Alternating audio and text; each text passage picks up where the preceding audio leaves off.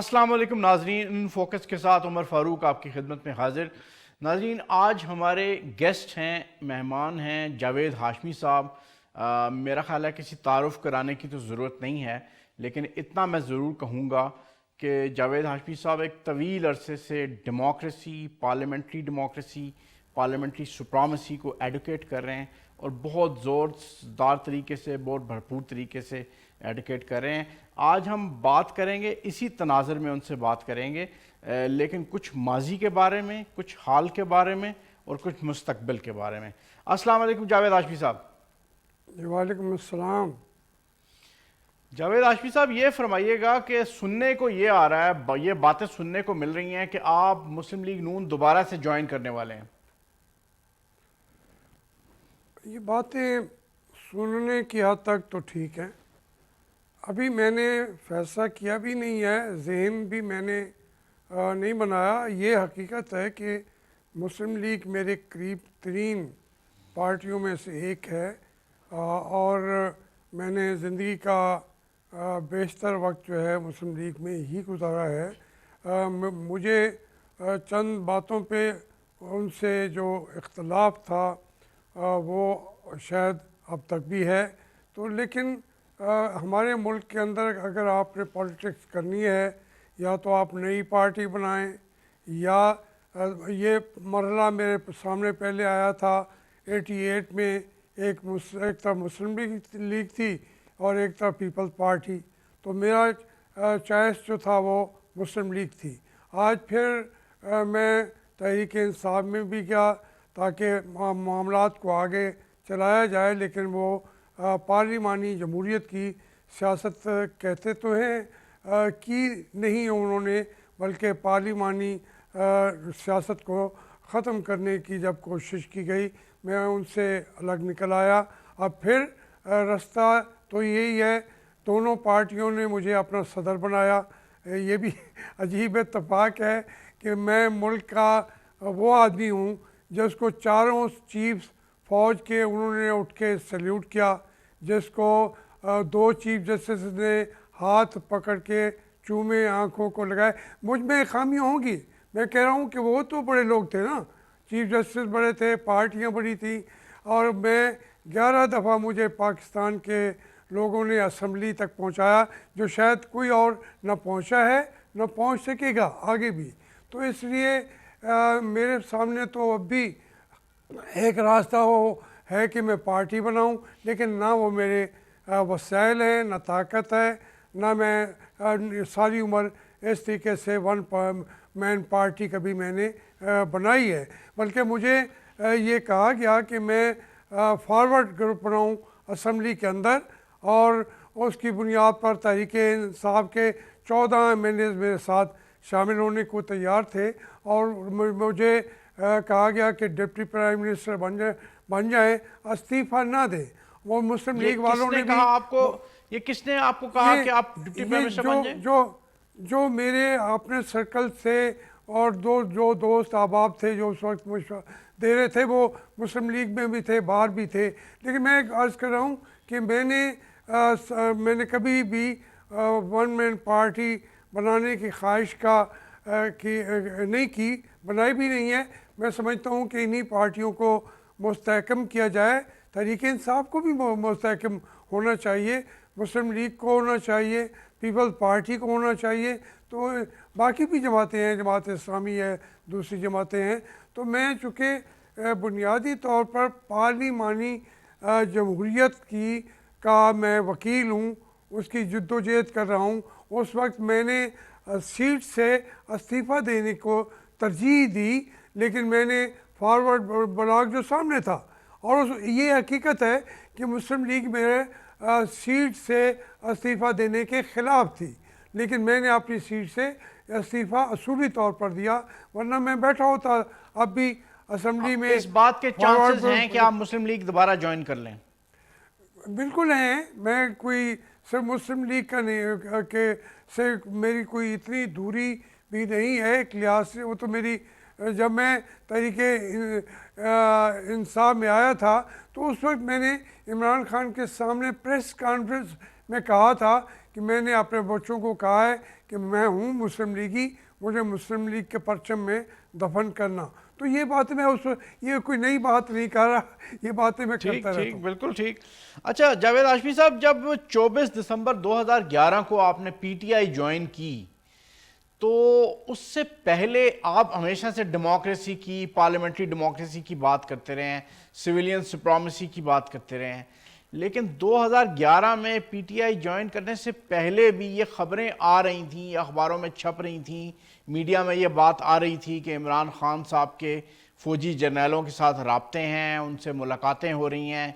तो ये बातें सुनने के बावजूद, एक तो ये कि आपने ये बातें सुन रखी थी उससे पहले, और दूसरी बात ये नहीं, कि क्या आपने सुनने के बावजूद पीटीआई क्यों ज्वाइन की?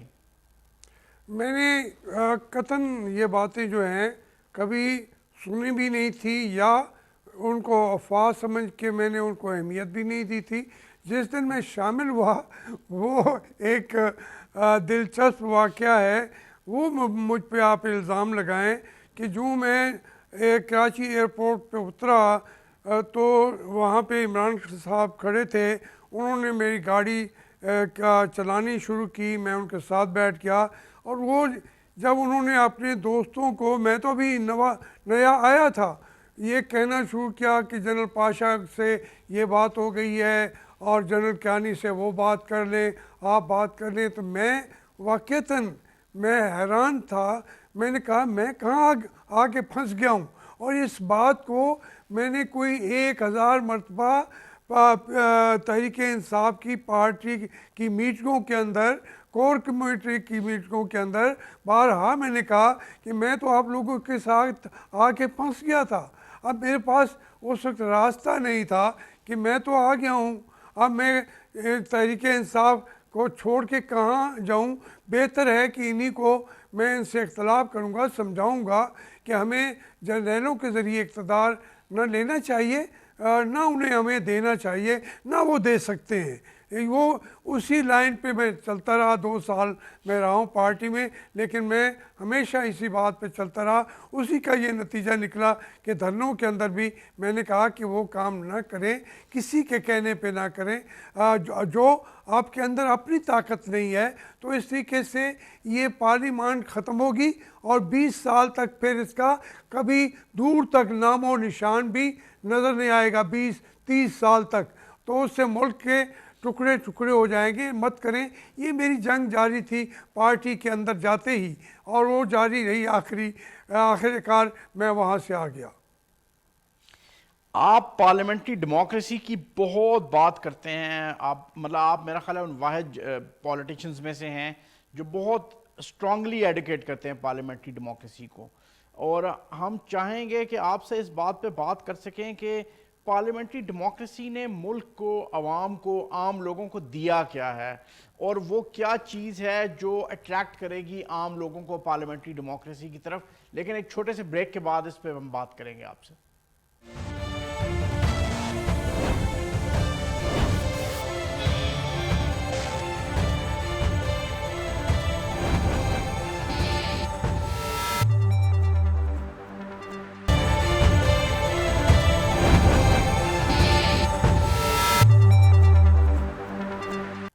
वेलकम बैक नाजरीन।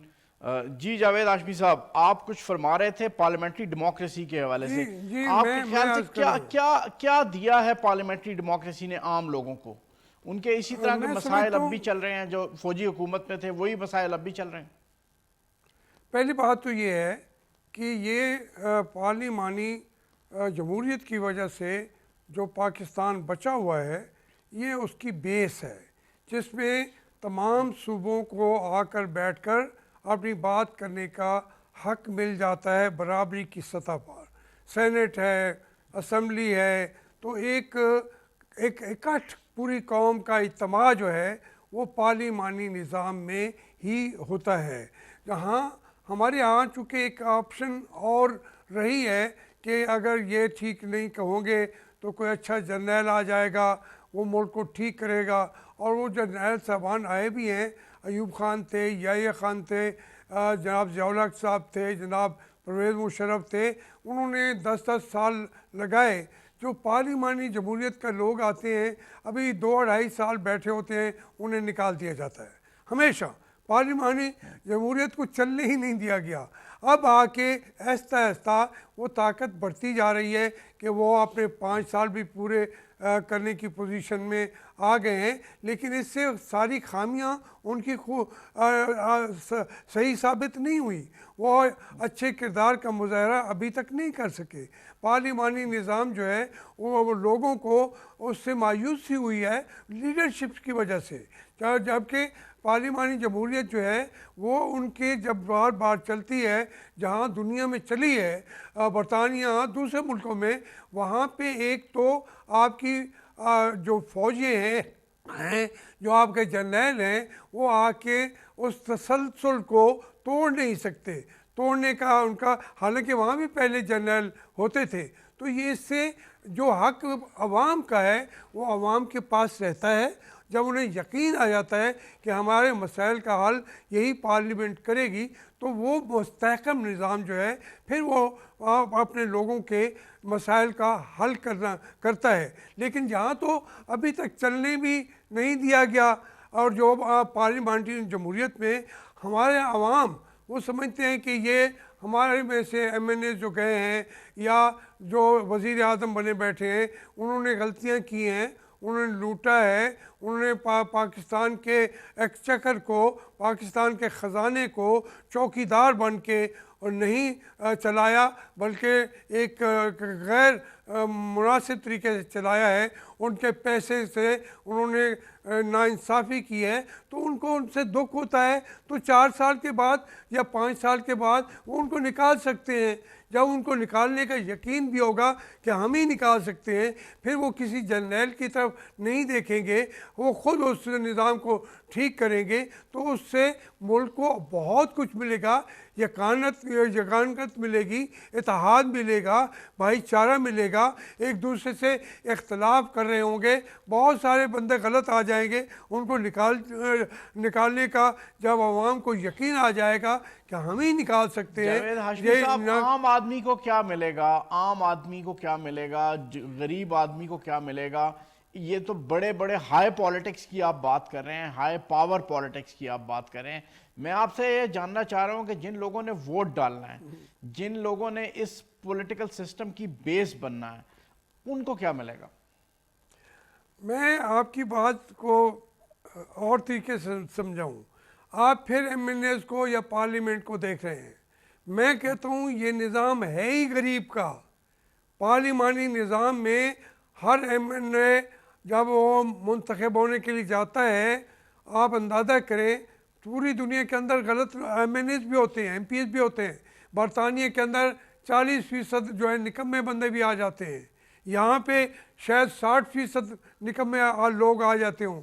लेकिन उस गरीब के पास हर 4-5 साल में रोज़ाना, बल्कि उस दिन के लिए वो उनके दरवाज़ों पे खड़ा होता है MNA, और उसको पता है वो उसको बात सुना सकते हैं, उसको बुरा बुरा कह सकते हैं। जितना ये मुस्तहकम होगा, ये तो पार्लिमानी निज़ाम तो है ही गरीब का, वो क़यादत को उसके कदमों में ला के खड़ा करता है।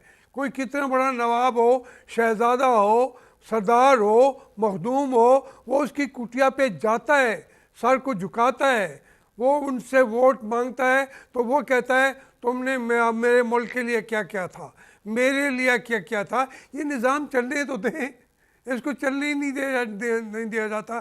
फिर गरीब का और क्या, गरीब यही सोचता है कि यार इनसे तो जान बचाओ, ये लुटेरे आ गए, कोई जर्नैल ही आ जाएगा। तो जर्नैलों ने मसला हल कर लिया है? नहीं हो सका ना।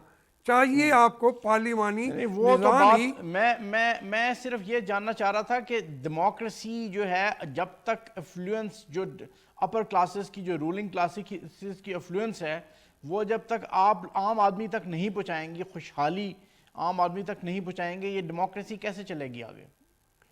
मैं आपसे कहता हूँ जब इलेक्शन होते हैं तो साइकिल वाले भी MNA बनते हैं। ये आप, मैं मुत्फिक हूँ आपसे कि इस वक्त अगर आप बार बार इलेक्शन नहीं कराएंगे तो इस पर जो कंट्रोल है असम्बलियों पर पैसे का है, प्रॉपर्टी डीलर आ जाते हैं, बहुत दूसरे ज़िम्मेदार जो हैं रिवायती वही आ जाते हैं। तो जब आप इलेक्शन कराते हैं, आप देखें कि बड़े बड़े लोगों को आम आदमी जो है वो उतार के फेंक देता है। बहुत बड़े बड़े लीडर को उन्होंने शिकस्त दी है। ये उसको मौका तो दें, वो शिकस्त देगा, उनको निकालेगा। लेकिन आप 10 साल के वक्फे के बाद, डिस्टेंस के बाद फिर इलेक्शन कराएंगे तो फिर वही आएगा, वही वहाँ का जो चौधरी है, जो वहाँ का मखदूम है, वहाँ का सरदार है। और लीडरशिप तो आप पैदा नहीं होने दे रहे। जब पार्लिमानी निज़ाम चलेगा तो अल्टरनेटिव लीडरशिप आना शुरू होगी। मैं आपको बताता हूँ, मैं वाक़ईतन एक बहुत मुतवस्सित घर से हूँ, बल्कि गरीब घर से हूँ। मुझे अगर ये पार्लिमानी निज़ाम ना आता तो मैं तो ज़्यादा से ज़्यादा अपने गांव के काउंसलर भी ना बन सकता। अब मैं आपसे कह रहा हूँ कि मुझे जनरल सल्यूट करते हैं, मुझे जज मेरे हाथों को चूमते हैं, तो वो इस पार्लिमानी निज़ाम की वजह से मुझे भी मौके मिल गए। तो इस तरीके से कई और लोग जो हैं मुल्क के अंदर बैठे हुए हैं, गरीबों के बच्चे जो मैदानों में लड़ते हैं और बड़े बड़े लीडरों को शिकस्त दे के आ जाते हैं। फिर वो निज़ाम को, लेकिन ये निज़ाम अगर हम तसलसल को तोड़ देंगे, आप मुझे बताएं, पार्लिमानी निज़ाम ना हो तो और कौन सा निज़ाम है जो आम आदमी को, जो उसकी जाके बात सुन सकता है, जो उसके दुखों का दर्द तलाश करता है। ये सिर्फ पार्लिमानी निज़ाम ही है और निज़ाम आपके पास है ही कोई नहीं। ठीक, बिल्कुल ठीक। जावेद हाशमी साहब, एक छोटा सा ब्रेक हमने लेना होगा, लेकिन हम बात आपसे इस मौजू पे आप करेंगे कि करप्शन के चार्जेस जो हैं, एलिगेशंस जो हैं, वो टॉप की पॉलिटिकल लीडरशिप की, हर पॉलिटिकल पार्टी की टॉप की लीडरशिप के पास करप्शन के एलिगेशंस हैं। और इन एलिगेशंस के होते में डेमोक्रेसी का क्या मुस्तकबिल है? वो डेमोक्रेसी जिसकी बात आप करते हैं और आप जैसे लोग करते हैं, उस डेमोक्रेसी का क्या मुस्तकबिल है in corruption charges, in corruption allegations के होते हुए? नाज़रीन, एक छोटा सा ब्रेक, उसके बाद इस सवाल का जवाब जावेद हाशमी साहब से लेंगे।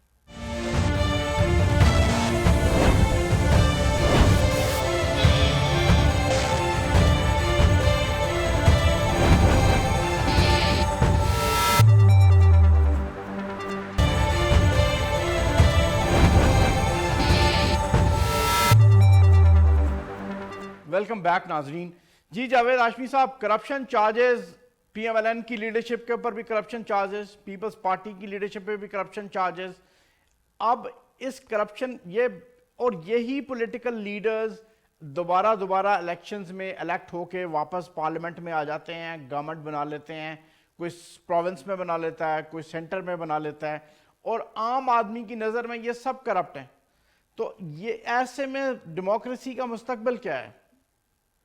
देखिए, पहली बात तो ये है कि ये जो जमहूरियत है जिसके बारे में हम बात करते हैं, हज़रत उमर से एक बद्दू खड़ा होकर पूछता है तो आपने ये इतना बड़ा चूहा, आपका कद लंबा है, तो कहाँ से ले आए?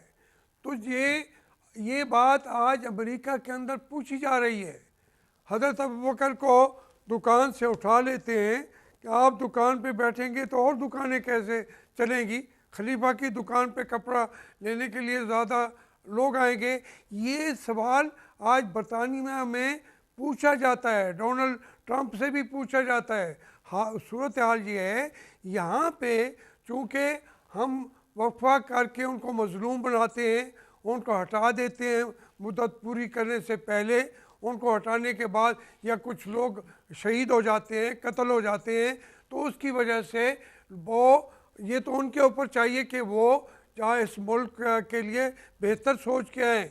बदकिस्मती ये है कि आज सारी सियासत के ऊपर पैसा और ये करप्शन जो है वो हावी है। लेकिन ये करप्शन जो है, मुझे आप बताएं, आज आपका मीडिया जितना स्ट्रांग हुआ है, अगर जर्नैलों की हुकूमत होगी तो वो जर्नैलों को ये बात कर सकेगा जो वो नवाज शरीफ को कर सकता है, जो वो आसिफ जरदारी को कर सकता है, इमरान खान को भी कर सकता है। ये सारा एक मुसलसल चीज़ है, सिर्फ इलेक्शन का दिन नहीं है। सिर्फ पार्लियामेंट की बात नहीं है, ये एक पूरा सिस्टम है पार्लियामेंट्री, जिसके अंदर जो होंगे, सुप्रीम कोर्ट उनको बुलाता है, वजीर वज़ीर आज़म आते हैं, उनके ऊपर मुकदमे चलते हैं। तो ये तो अभी शुरू हुआ है, पहले तो नहीं था। तो ये जब पार्लिमानी निज़ाम चलेगा ये सारी चीज़ें चलेगी। ये लीडर जो हैं इनको कोई अगर नबी मानता है माने, मैं तो मानने को तैयार नहीं हूँ। मैं तो एहतसाब करना चाहता हूँ नवाज शरीफ का सुप्रीम कोर्ट के ज़रिए, मैं एहतसाब करना चाहता हूँ as a common man Asif Zardari का, मैं एहतसाब करना चाहता हूँ इमरान खान का, मैं एहतसाब करना चाहता हूँ जनरलों का, जर्नलिस्टों का, जो जहाँ के ब्यूरोक्रेट्स हैं जिन्होंने मुल्क को लूटा हुआ है। पार्लिमानी निज़ाम जो है वो नाम ही एहतसाब का है। यहाँ एहतसाब करते नहीं हैं तो 4-5 साल अगर पार्लियामेंट निकाल भी ले तो वो इतना बड़ा फ़ायदा नहीं होता। लेकिन मैं ये अर्ज़ करूँ कि अगर ये निज़ाम चल पड़े तो ये सब बड़े बड़े सर जो हैं ये उड़ जाएंगे, इनको उड़ा दिया जाएगी आपके अदारे। अब अदारे ही नहीं हैं, तो इसलिए ये चलता रहेगा, दबाव बढ़ता रहेगा, अदारों के अंदर बेहतरी आएगी, सुप्रीम कोर्ट के अंदर ताकत आएगी, फ़ौज अपने काम के अंदर ताकतवर तरीके से जो उनका ये काम उन्होंने किया है, ये रद्द फसाद में भी किया है, उन्होंने कराची को, मुल्क को अमन दिया है। लेकिन अगर कोई कहे कि वो हुकूमत कर लें और पार्लिमानी निज़ाम ना हो तो क्या हो, उससे क्या निकलेगा? कौम को कुछ नहीं मिलेगा। जी जावेद हाशमी साहब, थोड़ा सा हट के सवाल मैं आपसे करूंगा। आप मुझे ये बताइएगा कि जो आज की पॉलिटिकल सूरत हाल है जिसमें पार्लियामेंट अपना काम कर रही है, जुडिशरी भी है, मीडिया भी है, और पॉलिटिकल लीडरशिप के ऊपर across the board, across the political spectrum charges भी हैं, एलिगेशन भी हैं करप्शन के, तो ऐसे में क्या हमने आने वाले वक्त के लिए, तमाम वक्त के लिए, हमने मिलिट्री इंटरवेंशन का रास्ता रोक दिया है या अभी भी मिलिट्री इंटरवेंशन की गुंजाइश मौजूद है? देखिए, मैं अभी भी समझता हूँ कि अगर हमारे लीडर्स हजरात ने अपने आप को साफ सुथरे तरीके से ना पेश किया, लोग इनसे नाराज़ हो जाएंगे, डिसलाइक करेंगे, हेट करेंगे, सबसे हेट करेंगे। जब हेट्रेड का अमल आता है तो फिर मिलिट्री इंटरवेंशन जो है वो बढ़ जाती है। हमारे मुल्क में वहाँ पे जितना भी उनके अंदर होता है वो समझते हैं कि हम जाके ठीक कर लेंगे, ठीक वो भी नहीं कर सकेंगे। 1 साल के बाद उन्हें फिर करप्ट लोगों को बुलाएंगे, उनको इक़्तिदार में हिस्सा देंगे, तो पाकिस्तान का मसला हल नहीं होगा। मिलिट्री इंटरवेंशन मैं नहीं समझता कि वो ख़त्म हो गई है। वो ख़त्म होगी जब लीडरशिप जो है साफ तरीके से उस प्रोसेस से, अकाउंटेबिलिटी के अदारों से अपने आप को पेश करेगी और उनसे निकल के बाहर बैठी होगी। तो जब लीडरशिप ऐसी आएगी फिर मिलिट्री इंटरवेंशन नहीं होगी। अगर नहीं आएगी तो बदकिस्मती होगी, मिलिट्री इंटरवेंशन भी होगी और उसमें हमारी मिलिट्री की भी तबाही होगी, मुल्क की भी तबाही होगी, सियासतदानों की भी तबाही होगी और गरीब पहले से गरीब तर हो जाएगा।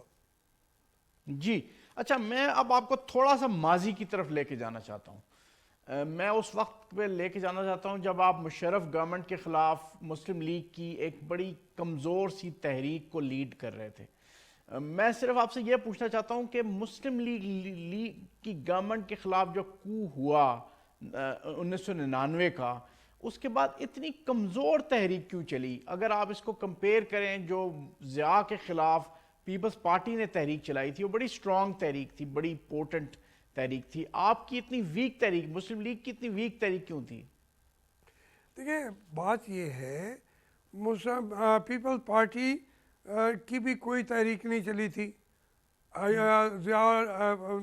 जुल्फ़िकार अली भुट्टो जो है उनको फांसी दे दी गई, उसके ऊपर भी रद्द अमल लेकिन 85 में मेरा ख्याल है एमआरडी की जो मूवमेंट थी वो खासी स्ट्रॉन्ग थी सिंध में, उसका खासा मैं वही अर्ज करता ना।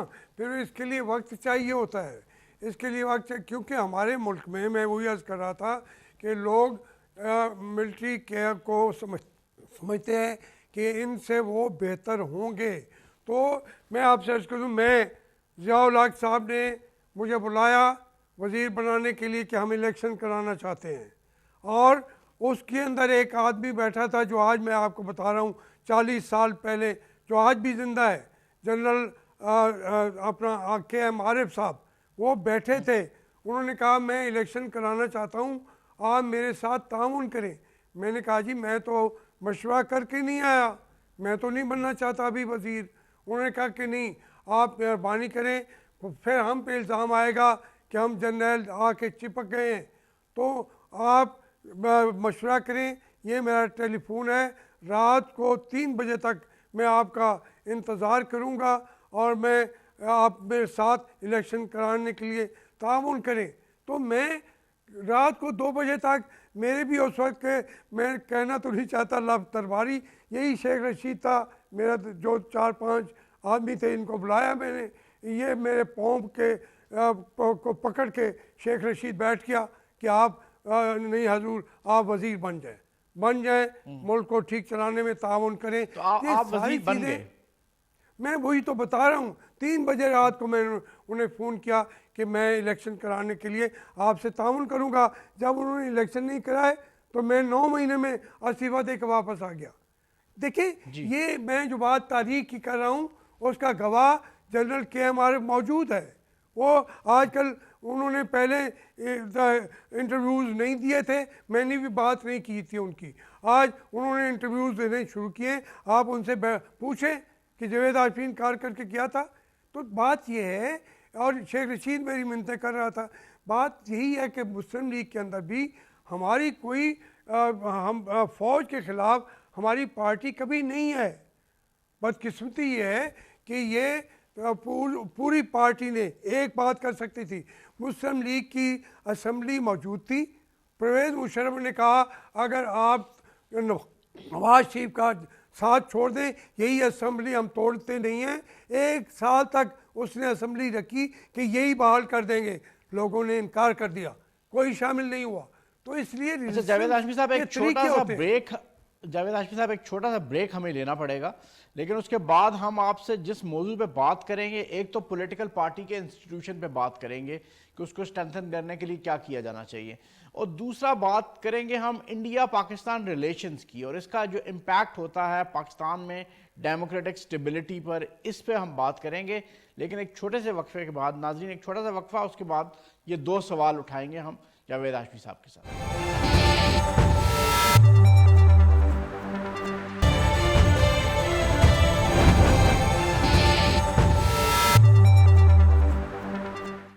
वेलकम बैक नाज़रीन।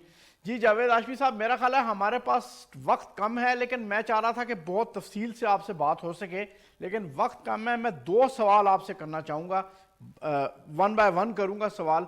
एक तो ये कि पॉलिटिकल पार्टीज़ के ये सारी सूरत हाल आपके सामने हैं, आप इसको बहुत क्लोजली ऑब्जर्व कर रहे होंगे। पॉलिटिकल पार्टी के इंस्टीट्यूशन को स्ट्रॉन्ग करने के लिए क्या इकदाम उठाने चाहिए पाकिस्तान के अंदर? देखिए, हमारी जो पॉलिटिकल पार्टीज़ हैं, वो अफसोस की बात है कि वो मुस्तहकम नहीं हुई, और जो बार बार का मार्शल लॉ था उसने कमज़ोर किया, और पार्टियों की लीडरशिप ने फ़ौज का खौफ पैदा करके और ज़्यादा पार्टियों पर कब्ज़ा कर लिया और उनको एक फ़र्द का ग़ुलाम बना दिया। अब वो ये पार्टियां हैं ही नहीं, ये फीफडम्स हैं। उन फीफडम्स के एक एक बंदा जो है वो सरबराह है, और बाकी सारे मुजाहिरीन हैं।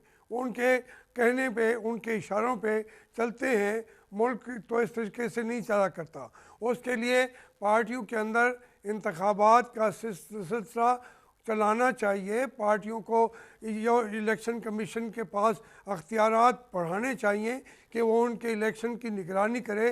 जो सही माने में इलेक्शन नहीं हो रहा है, उन पार्टियों को इतनी ताकत हो इलेक्शन कमीशन के कि वो ताकतवर तरीन पार्टी को भी इलेक्शन के लड़ने की इजाज़त ना दे। तो ये बहुत बड़ा एक ऑपरेशन करने की ज़रूरत है कि अगर वहाँ जमहूरियत नहीं आएगी पार्टियों में तो वो पार्लियामेंट में कैसे लाएंगे और लोग पार्लिमानी निज़ाम की कैसे हिमायत करेंगे। वो बैठ के तबाही कर देते हैं, पार्टियां हैं नहीं, और उसकी वजह से हमारा पूरा निज़ाम गैर मुस्तहकम बना हुआ है। उसके लिए हमें कवानीन के अंदर संजीदगी दिखानी चाहिए, पार्लियामेंट को कवानीन और सख्त से सख्त बनाने चाहिए, वरना इस तरीके से सदियों तक जमहूरियत नहीं आएगी और पाकिस्तान के लोग बेचारे धक्के खाते हुए गुर्बत के गार में दफन होते जाएंगे। आप इस बात से एग्री करते हैं और इस पे कोई कमेंट कर सकते हैं कि इंडिया की के साथ जो ताल्लुकात होते हैं हमारे, वो कितना असरअंदाज हो रहे होते हैं डेमोक्रेटिक स्टेबिलिटी पे पाकिस्तान के अंदर? देखिए, एक बात तो ये है कि मैं समझता हूँ जितनी हमारे पास जमहूरियत है वापस आ जाती है, उसमें तो एक हकीकत है कि इंडिया की जो जमहूरियत है दुनिया की सबसे बड़ी जमहूरियत है इस खित्ते में, वरना मुसलमान किसी मुल्क में इस तरह की जमहूरियत है नहीं। तो ये बुनियादी तौर पर तो बरतानिया ने जो दिया था जमहूरियत और फिर वो इंडिया में है तो हमारे पास क्यों ना हो। लेकिन जो इंडिया है उसने बदकिस्मती से पाकिस्तान के वजूद को बिल्कुल तस्लीम नहीं किया। वो अब मुआशी तौर पर वो डिपेंडेंट होता जाएगा पाकिस्तान पे अपनी चीज़ें बेचने के लिए। उसे ज़मीनी रास्ते चाहिए, यूरोप तक चाहिए, मास्को तक चाहिए, उसे ये गंगादर की बंदरगाह चाबहार से भी ज़्यादा इसकी ज़रूरत पड़ेगी। मैं अर्ज़ करना चाहता हूँ कि पहले रूस हमें मारता रहा, अब उसको एहसास हुआ कि हम ऐसे नहीं पाकिस्तान को ख़त्म कर सकते। पाकिस्तान ने जंग लड़ी है, अपनी एटम बम बनाया है, रिजिस्ट किया है, रूस को रिजिस्ट किया है। अब इंडिया चाहता है कि हमें मार मार के फिर वो पाकिस्तान के वजूद में अपना असर और रसूख करके फिर वो डिक्टेट करें हमें। लेकिन अल्लाह के फजल से हालात फिर ऐसे हैं कि इंडिया को हमारे साथ रहने के लिए अपने रवैयों में तब्दीली लानी होगी। ये ज़रूरी नहीं है कि वो जमहूरियत हमें दे।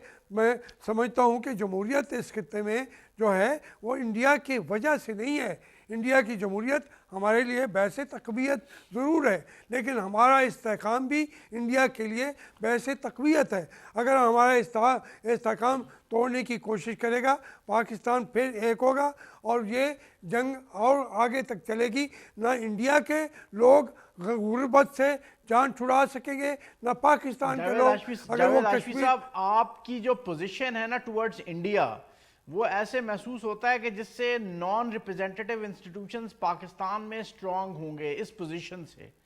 आपसे मेरा ख्याल है फिर किसी मौका मिला तो आपसे इस मौजू पे तफसील से गुफ्तगू होगी।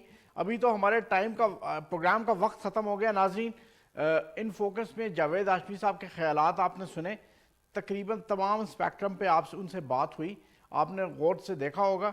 और आज के प्रोग्राम का वक्त ख़त्म हो गया है। अगले हफ्ते के लिए तक के लिए उमर फारूक को इजाज़त दीजिए। अल्लाह हाफ़िज़।